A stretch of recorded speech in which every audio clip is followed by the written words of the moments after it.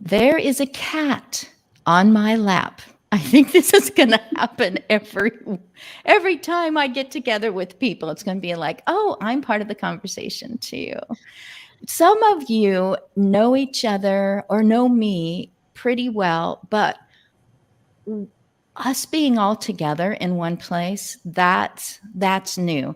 So Dawn, I'm going to start with you. If you would tell us how you would love to have your name pronounced, your last name especially, and just tell us one thing about your endeavors or interests or whatever comes to mind that you'd love us to know about you.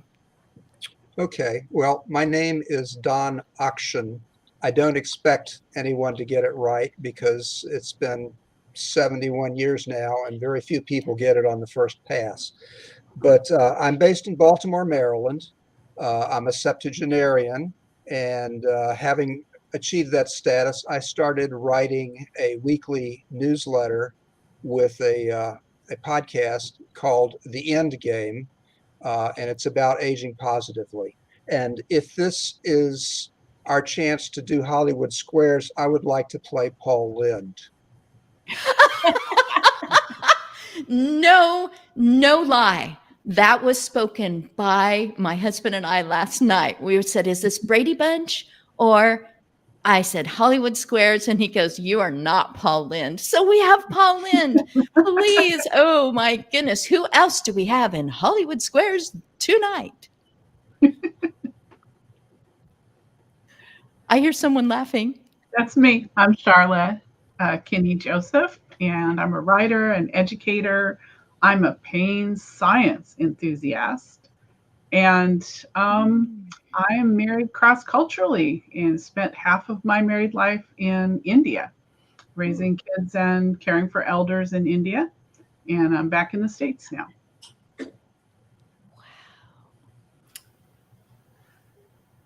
I call on Maxwell. My name is Maxwell Cohen. I'm based in New York City. I started my business in college originally to solve one of my pain points, and it turned out to be a terrific solution for the elderly community. Also, the beginning of life community, from potty training to elderly. I've learned, and I'm sure you guys could, take it from there, that there's two stages of life are very similar, as they both require a lot of care. And it seems that my product has dramatically helped the caregivers and has improved patient comfort.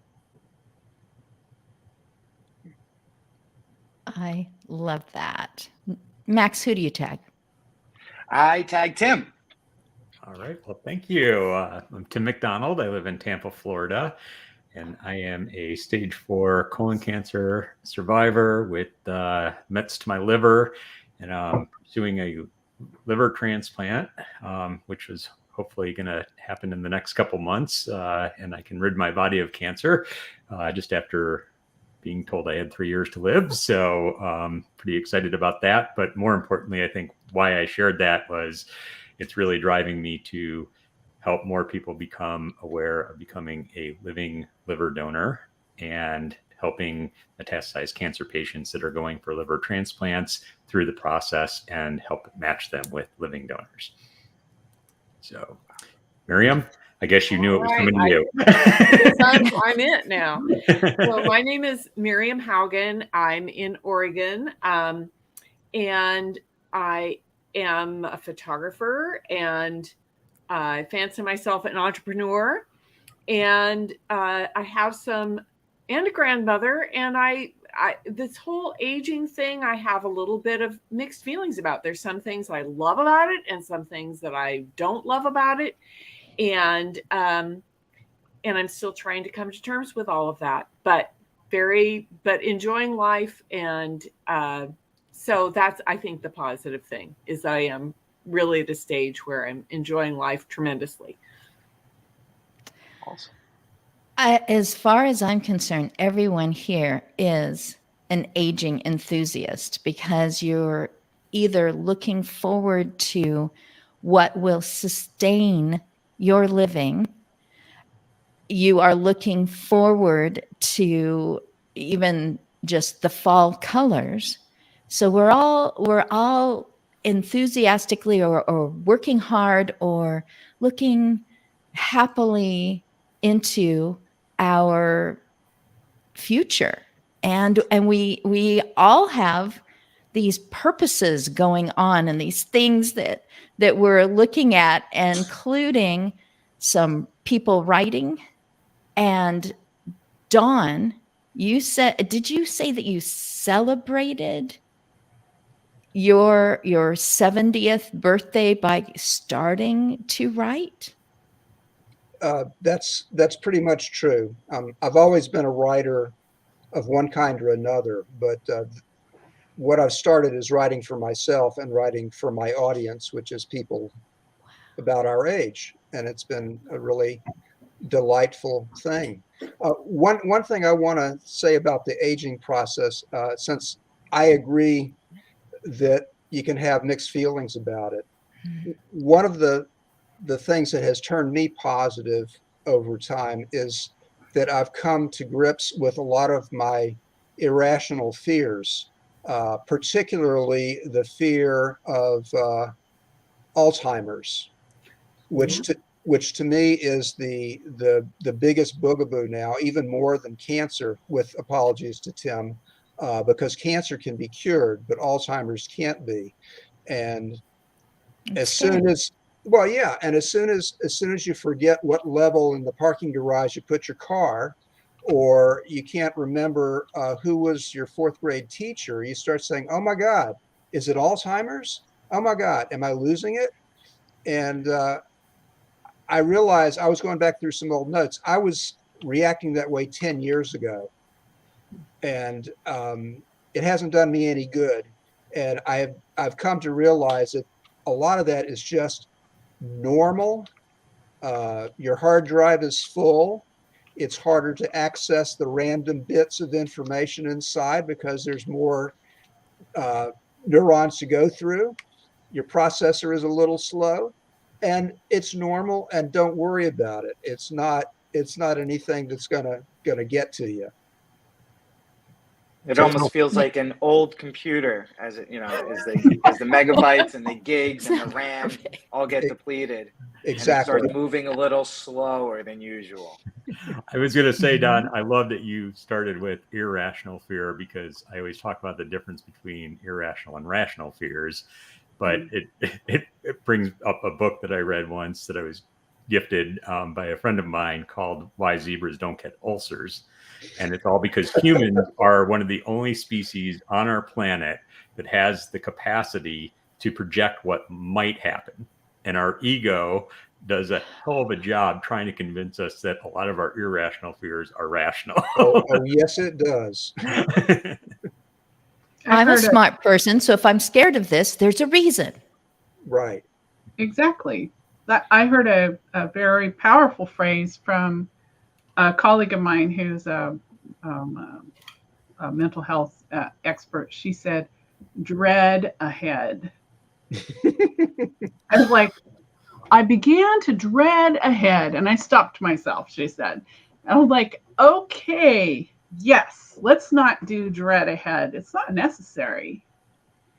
Is there anything today that alleviates these elderly, getting older fears, or the irrational things that pop up just inevitably? Therapy helps. Oh, I was going to say, one of the things that helped me immensely, I almost do this like subconsciously now, but I had to be very conscious of it when I first started doing this, was I'd have a conversation with my fear. And kind of like you write a screenplay, you don't know what you're going to say or what the conversation is going to be. You kind of let it just come out naturally. But I'd actually write it down like a script and say fear and me. And I'd always open by asking if I could talk with it. I'd ask it questions about, based upon what it was telling me. I know this might sound a little goofy, but it really helped. And what it was telling me was based upon past experiences. But what I always reminded my fear about during most of these conversations was that it tried to prevent me from doing that before. I actually had something good come from it. Is it willing to give me a chance to explore this? And usually it says yes. And I always thank it. And ask it if I can come back if it comes up again, or if I can apologize and say I was wrong. And now I just kind of have those thoughts, like, you know, it used to take like a half an hour scripting it out, 15 minutes. Now it just like happens like within a minute in my head, just like without me even thinking I need to be doing it, you know? I think that's great. I have those same kind of dialogues with what I call the inner critic, which is that voice that tells me how stupid I am all the time and how I shouldn't even think to take a risk. And so we have those dialogues. And at the end, I say, thank you for looking out for me. I appreciate your wanting the best for me. Shove it. Respectfully. Oh, For me, Scott and I had a similar. Yeah, I'm go not, ahead. I'm not yet 60, and I've had issues with my short-term memory since my kids were small, and I was sleep deprived. And I have just learned. For me, I'm not a surfer, but for me, I've done a little bit of swimming in the ocean, and for me, it's just like I'm just riding the waves, and I'm right now, and I'm moving forward. And if I am forgetting something that's important to me, I find a strategy for that. But I'm not.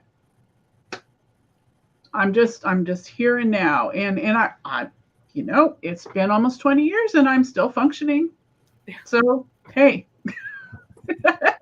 Yeah, I often say that, you know, who would know if I had Alzheimer's, because I've always had a bad memory.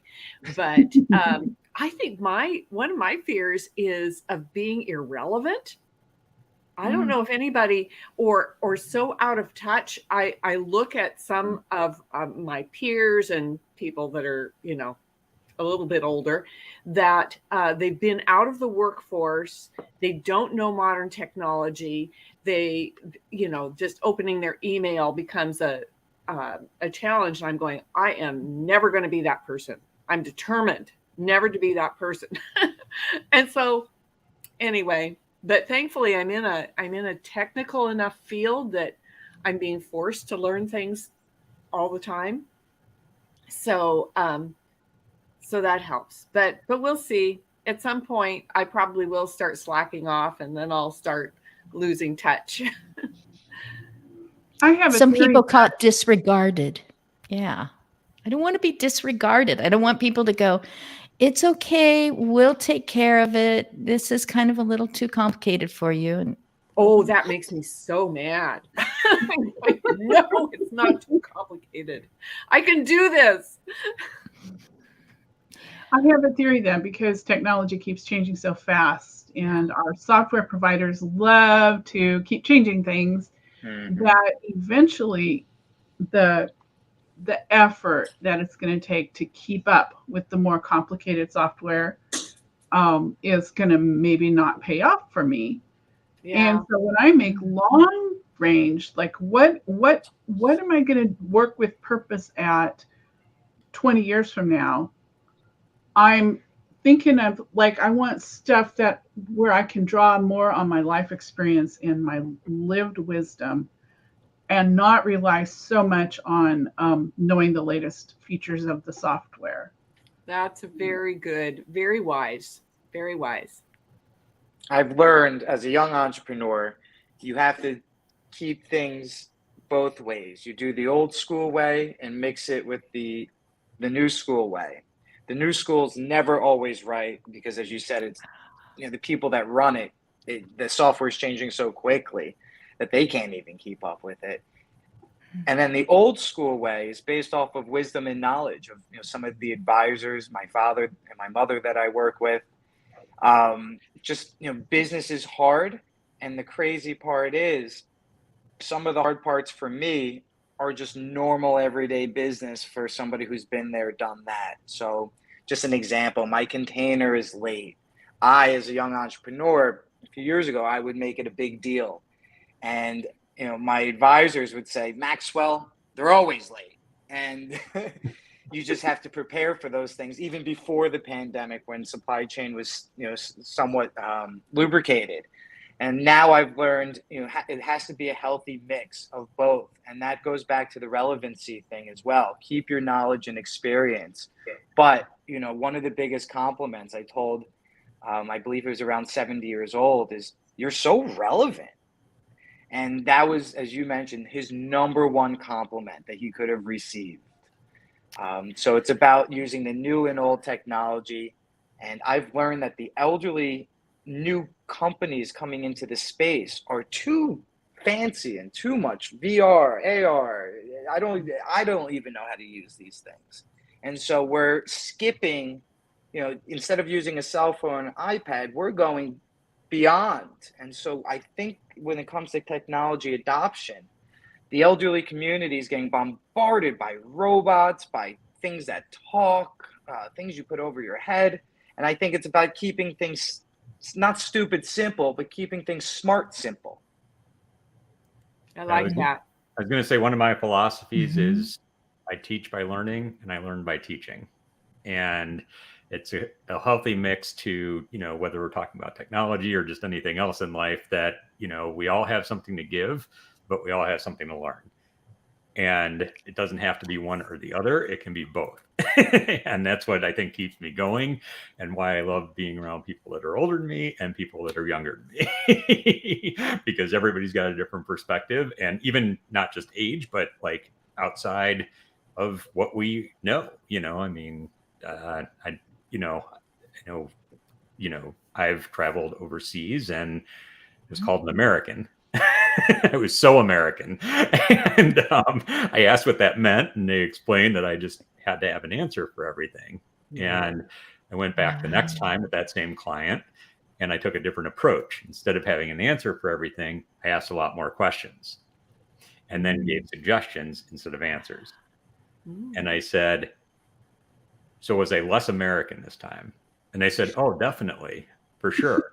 But I only share that story because it really helped what I brought back to my life and how I live it. It's like I don't try and come up with the answer for everything.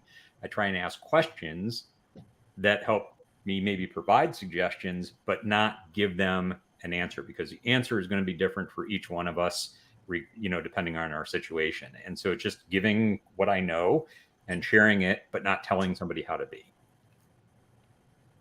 I think remaining curious is really important, and like you're asking questions. I think listening and when something just totally different outside of my experience comes into the world, into society, remaining curious about it, not just saying, well, this is the way I know, but why? What is it like? I certainly feel like it's very important for us as we're older to keep learning stuff and to keep being curious. That said, that doesn't mean we have to desperately figure out every new technology as it comes along, only insofar as it helps us with what we care about knowing and what we want to further. So my personal tech strategy has been to make a lot of younger friends. Yes. And my strategy, after realizing how hard life in business is to make friends with the older people. You guys were born in, I don't want to sound rude, in like the 20s, 30s, 40s, 50s. And 50s, I couldn't even imagine, the lives that you lived and how you guys grew up, and, being either first generation or, in this crazy world we live in. And what I've learned about traveling overseas, and something I admire, is that being old is not being old. It's almost a right to, accomplishment of life, where, elderly community overseas is much more highly regarded and not just pushed away or just a business.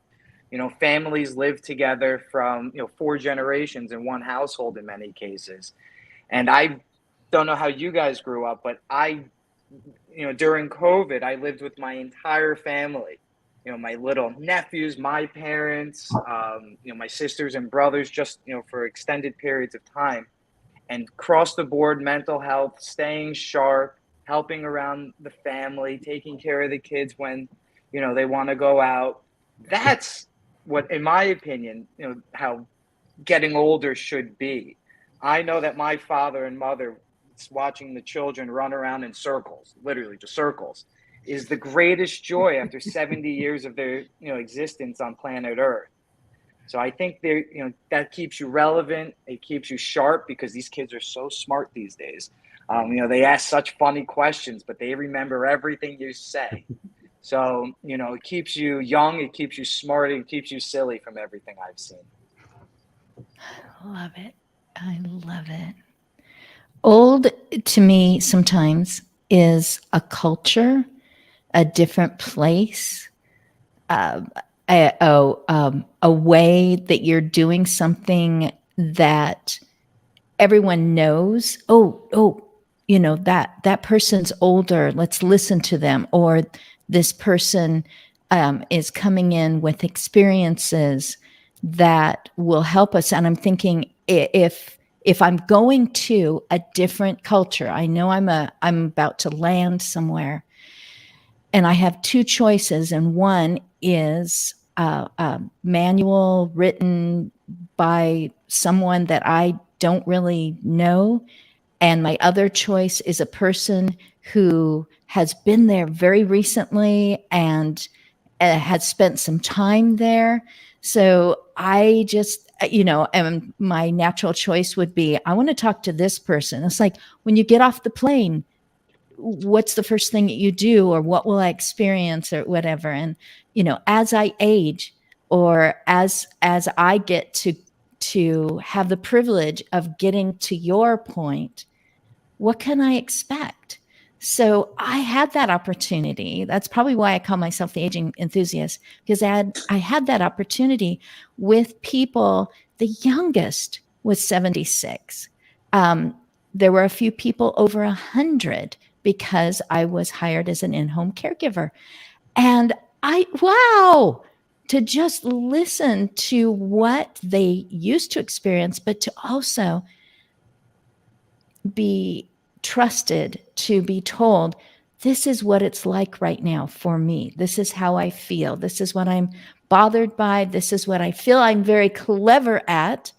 And at my age, I just love the culture of someone beyond me who was born before me. So I get really enthusiastic about my own aging, because I hope I get to do that. I hope I get to turn around and say, hey, I can tell you what it's like to be me, to have lived through this many decades. I get so excited listening to all of you. Keep talking. I've learned from 1 years old to about 26 years old. It's just constant learning and mistakes. But beyond that, you guys have a full lifetime, literally double my lifetime of straight iterating on what you've learned. So it's always so fun to pick, the brains of everybody. And everybody has some wild story that they've got through. Whether it was going to war or being first generation, not speaking the native language, some bizarre, cool, fascinating, painful, good, amazing stories. And I still admire you because you're here smiling and enjoying your life after all of that chaos has happened. I gotta tell you, one of my favorite things I hear is when I'm on with younger people and they say, I'm still trying to figure out what I want to be when I grow up.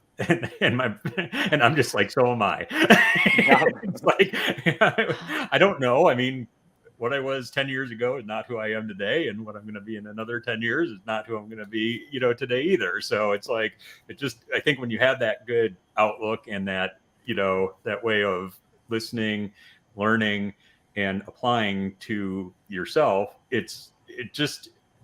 you never know where you're going to end up or which direction it's going to take you. And that's a beautiful thing about life for me, is like, if I was stuck in, I've always said, and I'm not putting anybody down for a repetitive job, because I know that there are people that's what fuels them. That's what gives them purpose. But for me, if I was doing one of those jobs, I would drive myself crazy, because after about 3 days, I'd want to know what else I could do. And so I think this way for me is just the right way, because it's like, it's just never the same. Every day is different. Every day is changing. Every day I'm learning something new. I mean, I've talked to so many people about this waiting process for finding a donor. And it's like putting, I have become very good at accepting and being patient with things that I can't control. And this is one thing that I cannot control. I can do what I can do, but I can't do everything. I can't make it happen. And so the longer it gets, though, the tougher it is. And the more I want to beat myself up over the fact that, I'm so frustrated. I'm so down. When is this going to happen? And then I just need to have one of those conversations again with myself and remind myself, let it go. You're close. You're so much closer than you were a week ago, a month ago, 6 months ago. It's going to happen. Have faith, trust. Everything that you've done is going to make it happen. But it doesn't mean that I have everything figured out and I'm an expert, because I'm continually learning these new things. And post-transplant, I'm going to learn what it's going to be like to be a recipient of a living organ in my body. And that comes with a whole new set of challenges of taking medication every single day and not being able to have any more alcohol. Not that I've been drinking a lot since I was diagnosed, but it's things that I've just been used to that I know are going to be completely different, but I'm not focused on that right now because I'm not there yet. And so it's just this process of going through that is, I think, why I enjoy life so much. Is it's never the same day, from one day to the next. And I think as soon as I start feeling that, I look for something to change in my life, because that's what keeps me feeling younger. Yay. There was some talk about fear, and with aging sometimes comes memory challenges. It's been about 25 minutes since we all pronounced our names and said something about ourselves. So, Don, before you say your last name, everyone try to remember how it's pronounced. Okay, Don, anything that you want to say about yourself, including how to pronounce your last name, go right ahead. Okay, it's Don Akshen. It's a Yiddish word that means incredibly stubborn, and I could have told you that. And we don't know which ancestor earned it, but there you go. I am enjoying aging very much. I feel like I earned it, and I'm very positive about what's yet to come. And like Tim, I have discovered a lot of patience just from having lived and from having had things happen and have them all work out in the end. It's a little reassuring. So I think that's a nice facet to this age. Let me pass it on to Charla. I'm Charla Kinney Joseph, writer, educator, and pain science enthusiast. And I didn't get to talk about pain today, so maybe you'll have me on another time. We can talk about pain and aging. I would love to. I didn't want anyone to feel obligated. They have to keep talking about aging. And I love it that you are so willing. Tell us one more thing about yourself, Charla, anything, and then pass the baton. I just started a part-time job at my local public library. So I'm learning lots of new things. Good. It's not as simple as it looks. I pass it on to Tim. You say me? That's you. Okay. I thought so, but I just want to make sure. And it's Tim McDonald, and I'm in Tampa, Florida again. And I think one thing that I haven't said about myself is that I just love meeting and connecting with other people. And I don't view it as aging. I view it as living. Yay. I will pass it to Maxwell, so we don't go in the same order as we did that. Well, actually, let me do Marion because she went last time, and then we will go last. I don't mind. All right, I'm Miriam Haugen, and Haugen is a Norwegian name that I married, and what else have I not said? I think, yes, we should talk. I think that talking about pain would be very appropriate for this demographic. I'm pretty fortunate myself, but I know that many in the aging group do struggle with pain, and that can just sap the life out of you. What else? I am really enjoying life. This is a wonderful time. I feel like Good. there's just this smorgasbord of so many things that I could do with my life right now, and I'm enjoying many things. So, all right, Maxwell. Well, so I seem to be at the opposite of the spectrum with not being retired or fully enjoying life and being able to do many things. So I'll give myself show you guys why I am passionate about aging, and probably one of the reasons I'm here today. When I was in college, I invented a fitted bed sheet that has layers. So each layer is waterproof and 100%, incredibly soft and 100% waterproof. So I've learned there's some things that happen with age that aren't up to you, whether it's taking medicine or just getting older, where people become more and more incontinent and such. So it's a fitted bed sheet that has peel away layers. You simply just peel away the layers and you instantly have a brand new sheet below. And I didn't realize how big of a profound effect that a simple bed sheet could have with the caregiving community and the people being cared for. It gives people their dignity and independence back, and allows caregivers to instantly change sheets without having to do an excessive amount of laundry. And you could change a sheet while somebody's in bed. And that's why I got so passionate about this community, because everybody reaches out and everybody is wildly, stunningly nice when they find a product that's been really, really helpful for them. And so I've spoken to so many people about so many detailed things that happen as they get older. And I'm just happy to be a part of their journey. It's brilliant. Wow. Wow. That is And great. I'm Christine A. Smith, the aging enthusiast. And what I would love to say is something about everything that you've said. I'm going to grab on the last one. It's easiest to remember. I am 62, and all these changes have happened at 62. I don't know what I'm going to do when I'm 63, because I'm really revving up here with starting new stuff. I hate to disturb a person in pain, and it could be other things like blood or spilled food in a bed. And I know how to position. I know how to do the rolling and then reposition. How much better that they're not waiting for me to do that shoving at the last corner before they can finally settle again.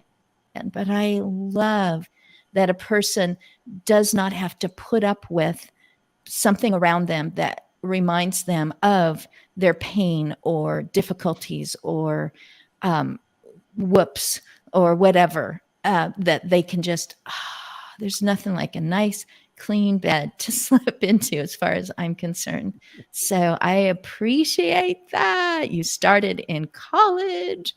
Oh my goodness. I appreciate all of you just coming together with me today. I just wanted to sit here and go, yeah. Thank you so much. And I will simply say, I would love to have any of you come again. And this was so fun. We talked about Hollywood Squares. Thank you for being Paul Lind, Dawn, in Hollywood Squares. Brady Bunch, for those who, like me, grew up only watching it for the first time. Here we are in our squares, and we are all living. So I guess maybe I'm a living enthusiast. I think I could get more people on board with living enthusiast. Sometime we're going to talk about being a pain enthusiast. You guys were so wonderful. Thank you so much for talking with me today. Thank you for having us. Thank you. Yes, thank you.